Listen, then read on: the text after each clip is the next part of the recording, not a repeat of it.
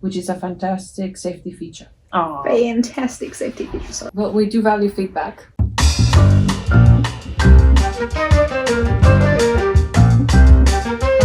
Yeah, we've got a 4-star from Nina S. Good smart kettle with few flaws. Initially, Nina said this kettle is a solid option for anyone in the market for a new one. I love the visible water temperature display on the front, as I often forget I boil the kettle and tend to reboil unnecessarily. The ability to set different temperature levels is also a great feature, especially for brewing specific types of tea or coffee. Another big plus is the minimal internal elements, which reduce limescale building up and make descaling much easier. So far so positive. While I haven't used the keep warm function extensively, it's nice to know you can activate it via the app if needed. Speaking of the app, the connection process was straightforward, despite my initial worries about using the Smart Life app, which I've struggled with in the past. Once connected, it synced seamlessly with Alexa, allowing me to receive notifications when the kettle finished heating. The exterior also stays completely cool to the touch, even after boiling to 100 degrees, which is a fantastic safety feature. Oh, fantastic safety feature. Sorry, that's just me. And so still on the positive side. However, I've deducted 1 star for a few issues. Lid malfunction. The lid occasionally pops open when placing the kettle on the base, seemingly without the button being pressed. Oh. This can be a bit frustrating. That's random. Dry boil concerns. I tested the dry boil shutoff by asking Alexa to start the kettle with no water inside, and it began heating up. While I stopped it quickly to avoid damage, this is concerning. I don't rely on voice activation unless I'm near the kettle to check the water level. It would have been helpful if the app included a water level indicator to prevent this.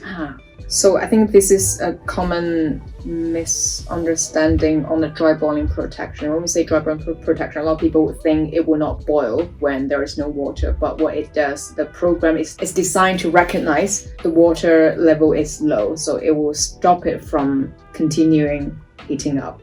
So if I have the opportunity, I would definitely tell Nina, actually it will actually shut off fairly quickly, although it does that, but it's safe enough to the protection program will kick in before.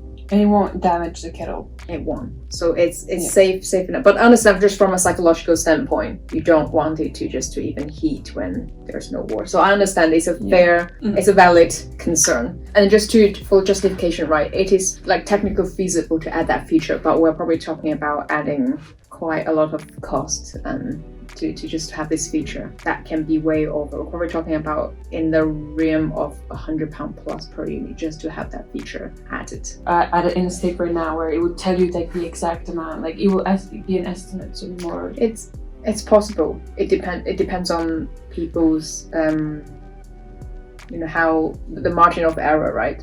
Yeah, the margin of error. It is possible.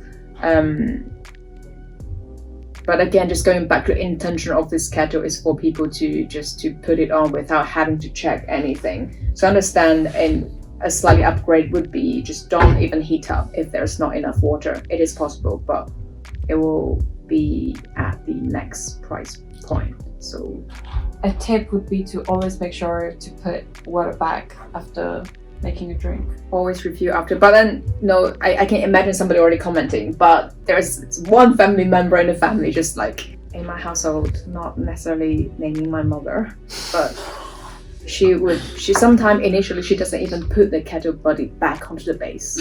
Yeah. So every time when I like I also know someone like that. It says offline. Not naming my boyfriend, but I also know someone like that. Very frustrating. Yeah, and I had to tell them, can you please. Yeah, so I think this is a fair feedback. There's another bit, lack of physical button. The touch sensitive button takes some getting used to, and my 74-year-old mother, who isn't tech savvy, found it particularly challenging at first. I've simplified things by setting the default temperature to 100 and instructing her to press the button until the flashing stops. It's not a deal breaker, but could have been more user-friendly.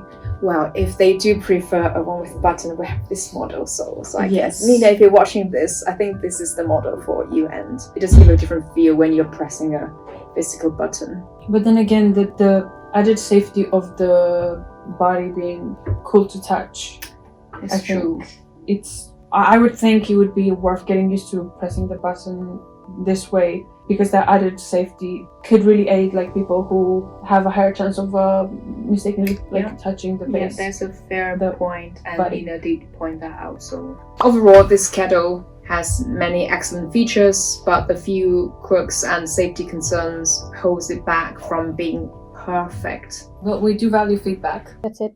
Bye.